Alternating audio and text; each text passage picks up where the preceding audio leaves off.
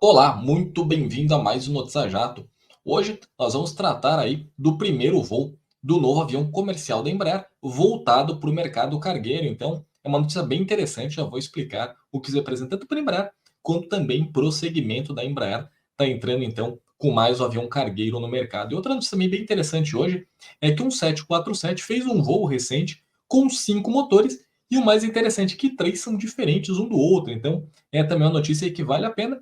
E por fim, outra notícia de bastante destaque, que vale a gente colocar aqui, é que agora vai ter novamente exigência de voos, desculpa, de vistos para cidadãos dos Estados Unidos, Canadá e Austrália, e isso vai impactar tanto nos voos quanto provavelmente também aí no seu bolso nas viagens internacionais. E a gente vai discutir um pouquinho sobre isso também. Mas antes, eu queria primeiro te agradecer por estar aqui comigo e também a da Sofal, como empresa do grupo da Aviation, por estar patrocinando o Notícia Jato há mais de um ano e também ser parceiro da Aero Magazine há basicamente 30 anos. Então, eu vou fazer aquela contagem regressiva de apenas 10 segundos e já volto para nós falarmos sobre esse tema e entre outros que estão aqui na seleção da semana.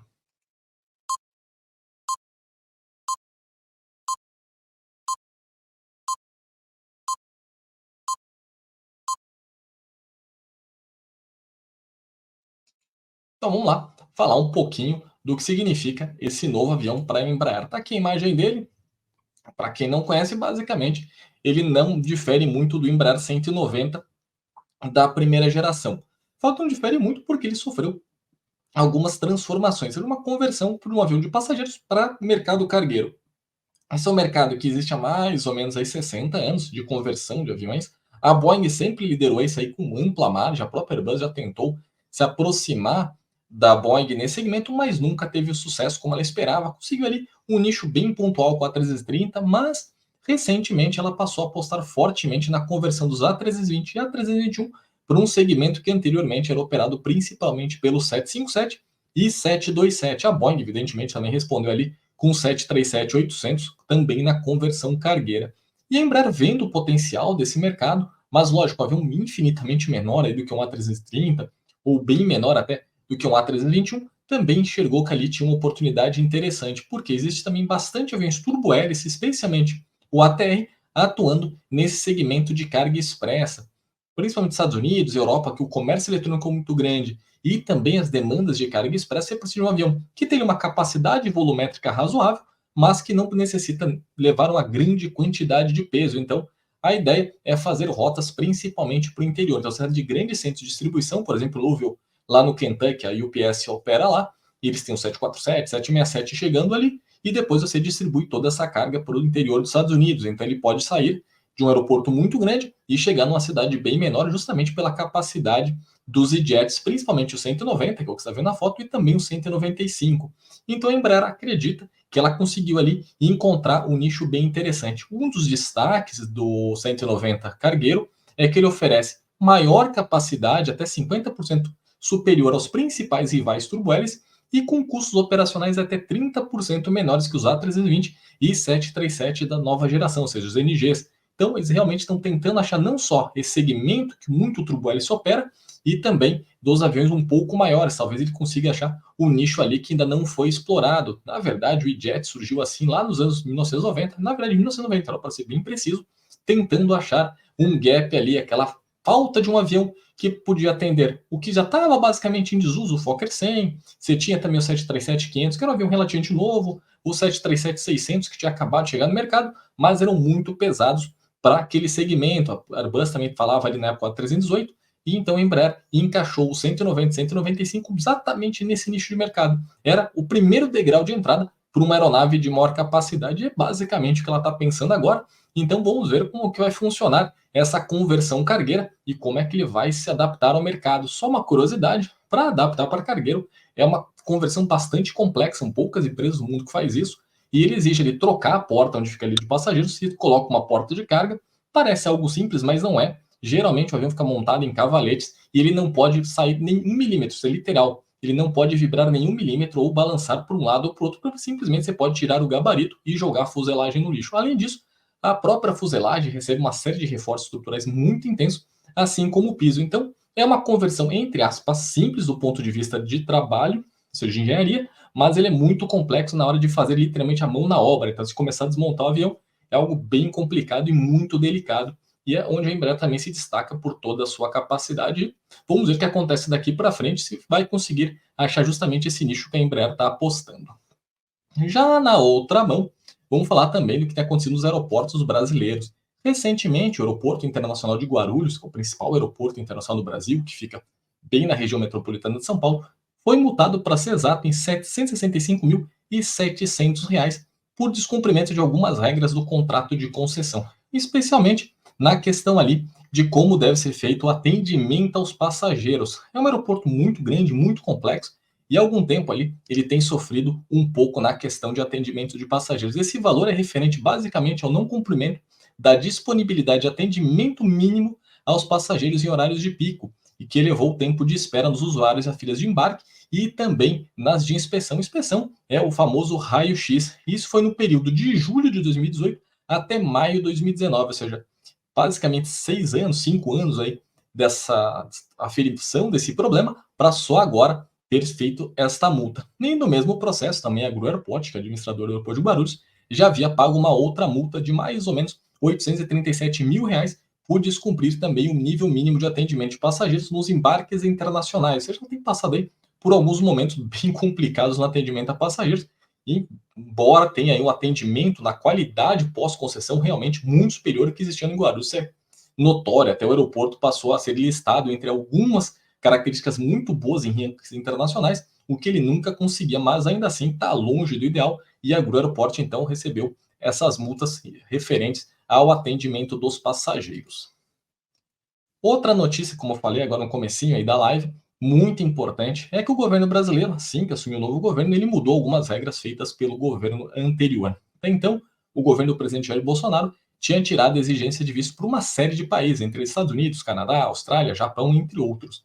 Com o novo governo, o presidente Lula, ele achou melhor manter a reciprocidade diplomática. Isso é uma questão prevista em lei, que o Brasil pode fazer exatamente a mesma exigência feita por um outro país para cidadãos brasileiros, então você pede ali a mesma coisa para o cidadão estrangeiro. Então, o ano passado eles falaram que retomariam os vistos para cidadãos dos Estados Unidos, da Austrália e do Canadá, justamente baseado em reciprocidades. Um dos argumentos era que a retirada desse visto não aumentou o turismo. Isso aconteceu em 2019, a parte ali que se tirou a obrigatoriedade de visto para esses 3 países. Óbvio, tivemos aí toda a questão de 2020 e 2021, era evidente que não teria um grande ganho no número de turistas para o Brasil, seja turistas a passeio, quanto também turismo de negócio, seja quem vem abrir empresas, fazer negócios, reuniões no Brasil. Então, vai ser retomado agora, este mês, a exigência para esses 3 países. O que também está em debate é se tripulantes desses 3 países vão ter a necessidade de vistos. Lá na época do Getúlio Vargas, se instituiu uma lei que todos os tripulantes de aviões e embarcações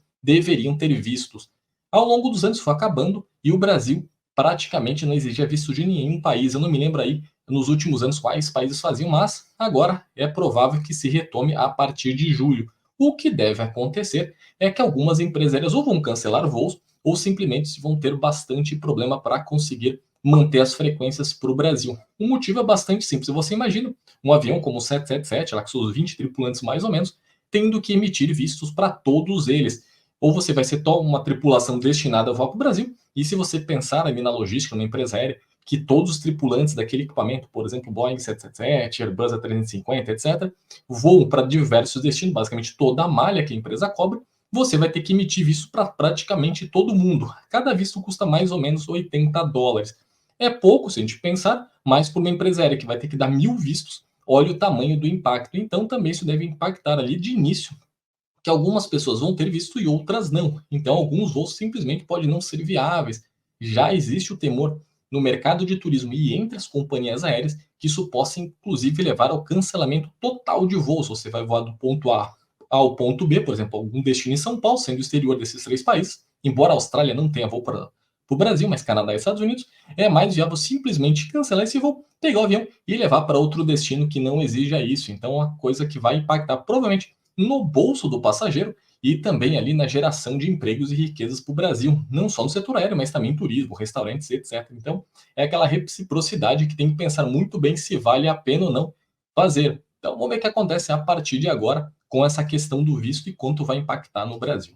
Agora, outra notícia bem importante também, como eu falei, é o crescimento mundial de carga, tanto que a Embraer está bastante de olho nesse segmento. Então, a carga aérea manteve um crescimento de 2 dígitos no mês de fevereiro, comparado a fevereiro do ano passado. Isso é muito importante. A carga aérea passou aí por momentos um pouco turbulentos antes da crise de 2020, cresceu muito, evidentemente, por tudo que aconteceu. A carga aérea se tornou um dos principais meios de transporte de insumos e medicamentos, e depois ela perdeu um pouco do fôlego, mas ainda assim continua crescendo consideravelmente. Esse dado é da IATA, que é a Associação Internacional de Transportes Aéreos, e eles mostram que, pelo menos no comparativo ano a ano, o crescimento foi bem importante. Para você ter uma ideia, em números, que é quilômetros toneladas de carga transportado foi de 11,9% entre fevereiro de 2023, desculpa, de 24, comparada a 2023. Já na questão de operações internacionais, o crescimento foi de 12,4%.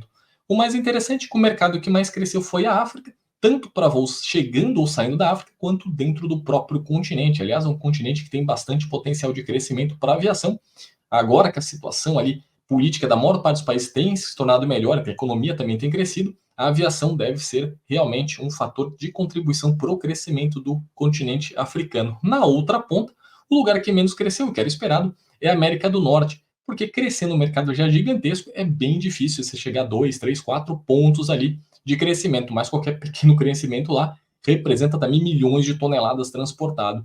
E também a América Latina ali conseguiu um destaque interessante, América Latina e Caribe, considerando a América Latina do México para baixo, inclusive o Caribe também, que teve um crescimento anual entre fevereiro desse ano e do ano passado de 13,7% e aumento na capacidade de 8,9%, ou seja, grande parte também desse movimento está envolvendo o Brasil, que nos últimos anos tem mantido uma capacidade de transporte de cargueira bastante elevada. E agora sim, aquela notícia curiosa que eu comentei, daí a foto. Um Boeing 747 decolando com 5 motores e 3 deles não são da mesma série. Para explicar o que aconteceu, esse avião é um 747-200, ele pertence a Rolls-Royce e ele é utilizado como uma bancada de ensaios em voo.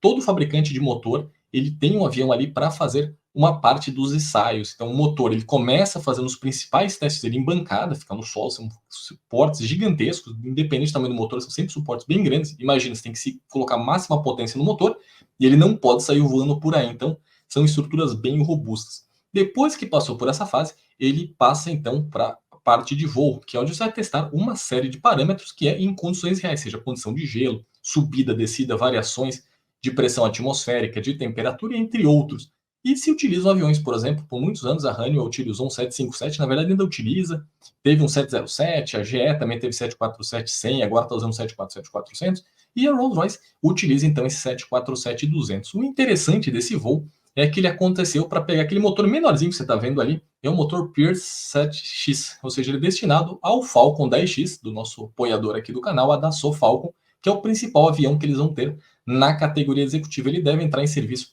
até o final da década, é um avião de cabine larga e ultra longo alcance. Aliás, esse é o maior avião do grupo Dassault. Então, esse motor, o motor Pierce, ele é utilizado por uma série de outros aviões, por exemplo, a própria Gulfstream utiliza ele, mas uma versão dedicada da Dassault está sendo desenvolvida pela Rolls-Royce, desculpa. E o interessante também é que é a primeira vez que a Dassault usa um motor da Rolls-Royce no seu avião, ou seja, qualquer série dele. Mas que também é interessante que aquele motor maior, o grandão ali do canto, ele é um Trent 1000, que é utilizado no 787. Ele também está passando por uma série de ensaios. É um avião, motor que já está em operação com o avião há mais de 10 anos, mas é normal o fabricante continuar evoluindo os seus produtos até para achar eventuais falhas, aumentar a capacidade do motor, a vida útil, etc. E é o curioso, então, que ele acabou decolando 747 com 5 motores, lembrando um quadrimotor, mas com 3 diferentes. Os motores originais são os RB211, que estavam instalados já no avião, e ele então está fazendo um ensaio duplo, tanto para o Pure quanto também para o Trent 1000, e teve essa curiosidade aí de sair do chão com mais motores e diferentes, né? Bem interessante essa coincidência. Outra notícia muito importante para o Brasil, principalmente, é que Brasília ganhou mais voos para a região norte. Boa Vista, parênteses aqui, não sei se você sabe, creio que sim. Boa Vista é a única capital do Brasil que está literalmente no hemisfério norte. E agora vai ter mais voos conectando a cidade a Brasília. Lembrando, o Brasil é um dos principais hubs de conexão da aviação comercial no Brasil, quase tudo que passa para as regiões do Norte e Nordeste acaba passando por Brasília.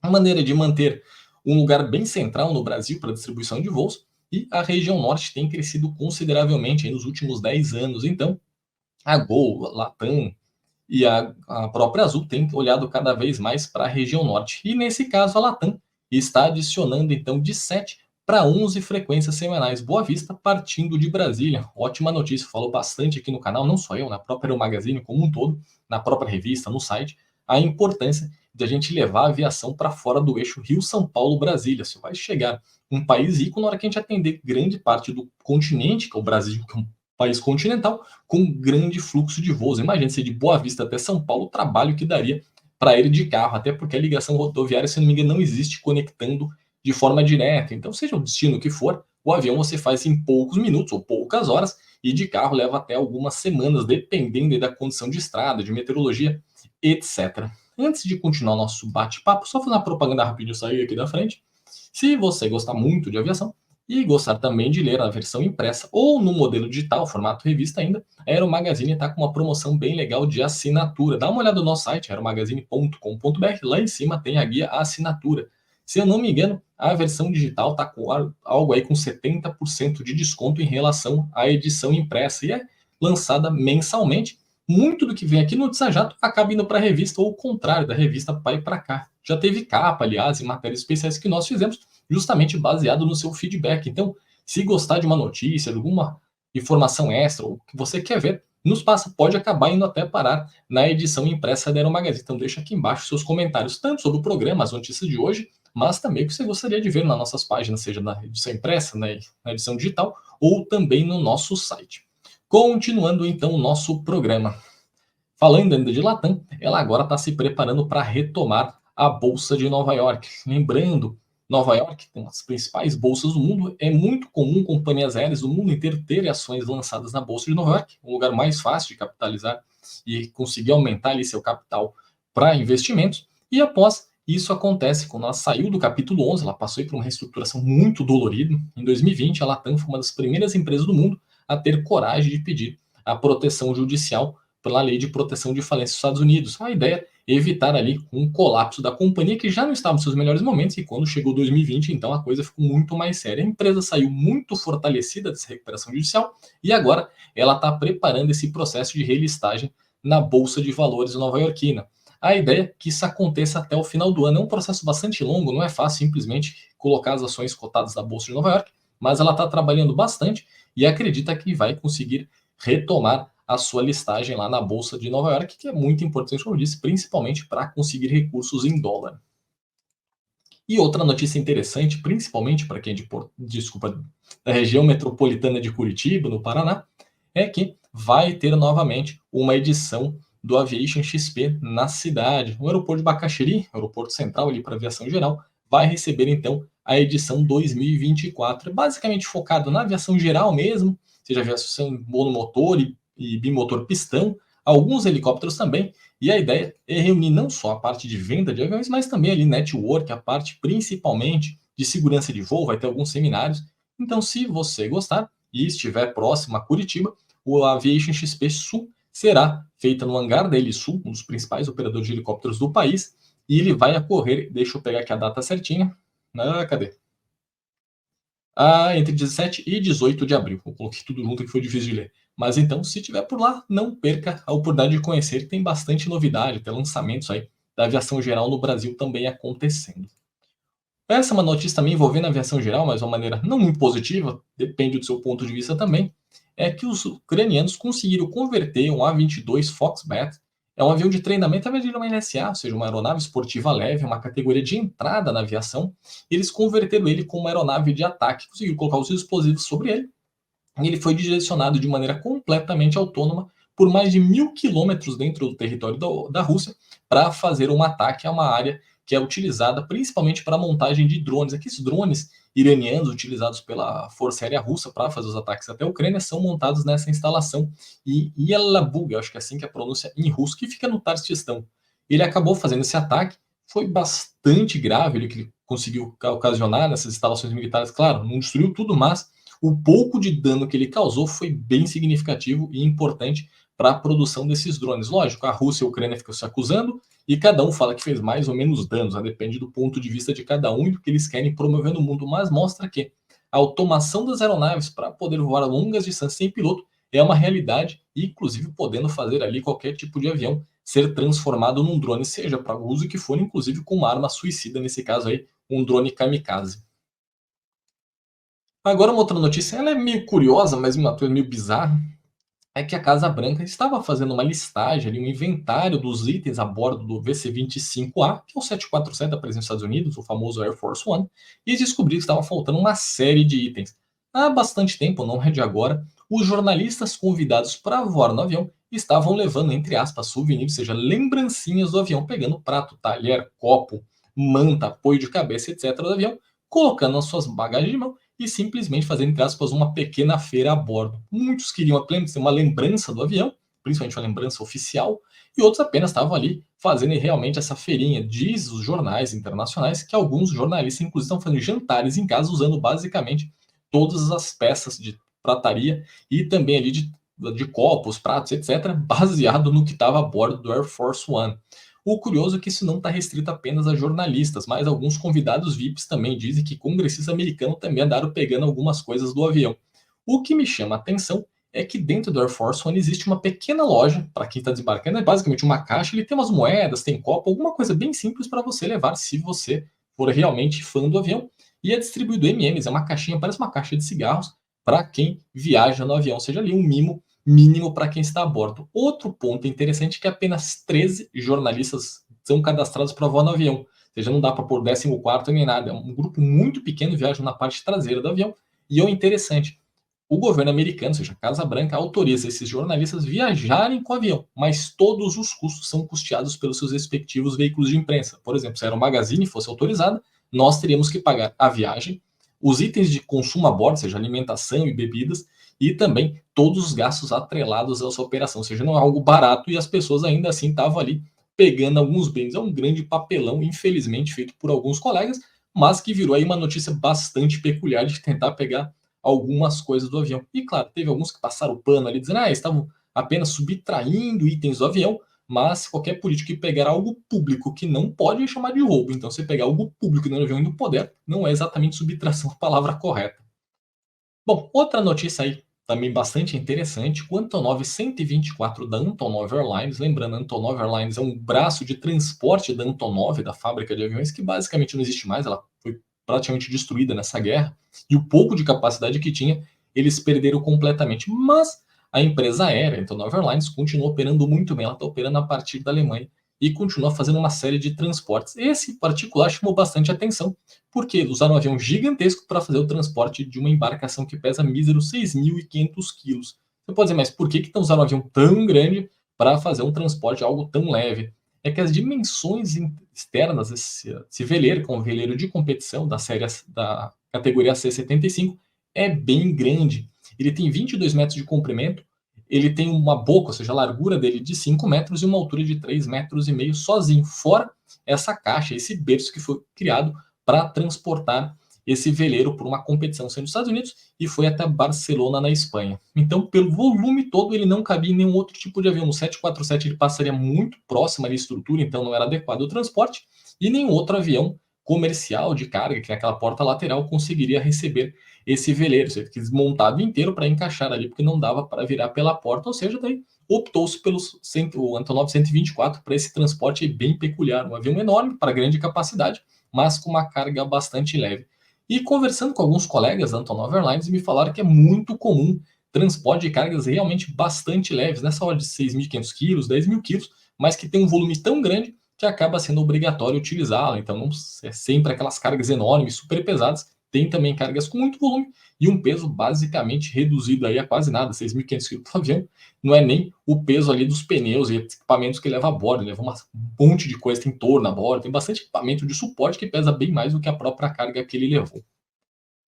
Por fim, uma notícia também bem importante aí, nós sempre falamos aqui no canal da Aero, que a indústria aeroespacial brasileira está muito além da Embraer. Lógico, a gente sempre lembra da Embraer como principal fabricante, quando a gente pensa em aviação no Brasil como fábrica, é sempre a Embraer, por tudo que ela fez e merece ser reconhecida também. Mas existem outros casos bem interessantes e importantes. Tanto que, entre eles, o maior drone agrícola do mundo é justamente brasileiro. Por enquanto ainda é um protótipo, ele é o ARP P-71 e ele foi desenvolvido em São José dos Campos, veja só, justamente no berço da Embraer. Ele é da Psique, Aerospace. Parênteses, sabe por que chama Psique a empresa? Coloca aqui embaixo, depois eu comento com vocês também. Psique tem uma história interessante. Mas Psique Aerospace. Então, eles fizeram esse protótipo do Aro P71, que é, como eu disse, o maior do mundo na categoria agrícola, exatamente para pulverização. Lembra lá do Ipanema, Air Tractor, etc. Se pensa agora que dá para utilizar drones de uma maneira muito mais eficiente, gastando menos pesticidas e outros defensivos agrícolas e sem prejudicar tanto o meio ambiente. Não consegue fazer uma aplicação muito pontual da maneira exatamente correta. Reduz também as emissões de poluentes, que hoje é um problema bastante sério, principalmente para o setor agrícola no Brasil. Basta ver as pressões que a Europa tem colocado sobre o país.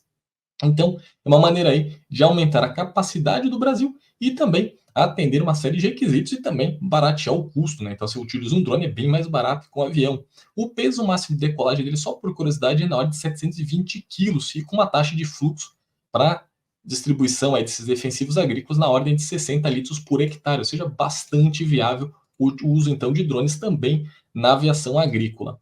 Bom, antes de me despedir, vou deixar ali novamente aquele recado que eu tenho falado aqui sempre. A gente criou um podcast, por enquanto está disponível em todas as plataformas de podcast, seja Spotify, Deezer, na Apple, o que mais tem? No Google, tem bastante coisa. E a gente está no terceiro episódio. A gente fez 3 entrevistas sequenciais. A primeira com a Bruna Assunção, da Líder. Na sequência, a gente fez com o Botelho, da Alta, aliás, ele foi presidente também da ANAC. Ele fala muito da hiperjudicialização do Brasil, os problemas que nós temos tido com isso. E também agora, mais recente, é com o meu amigo Marcos Amaro. Ele é filho do Rolim Adolfo Amaro, dono da Amaro Aviation, que é uma empresa de táxi aéreo e compartilhamento de aviões, e ele fala também da parte de mecenas. Ele é um grande artista e ele tem um museu na cidade de Itu, no interior de São Paulo, e tem ali um acervo bem interessante, até como artista plástico. Então, se você gostar do assunto, tem aqui no YouTube também, se quiser ver em vídeo, mas também nas plataformas tem ali como você apenas escutar como um podcast comum. E antes de me despedir, se você gostou da nossa live, do nosso vídeo, na verdade, deixe o seu like, se inscreva no canal se eventualmente você não for inscrito e não deixe de deixar aqui embaixo seus comentários, seja curiosidade, se você achou da notícia, e se tiver alguma dúvida ou sugestão, também deixa aqui embaixo que a gente vai sempre conversando. Sempre que eu tenho um tempinho, eu venho aqui responder pessoalmente você. Também muito obrigado, fique bem e um ótimo final de semana. Um forte abraço, até mais. Tchau, tchau.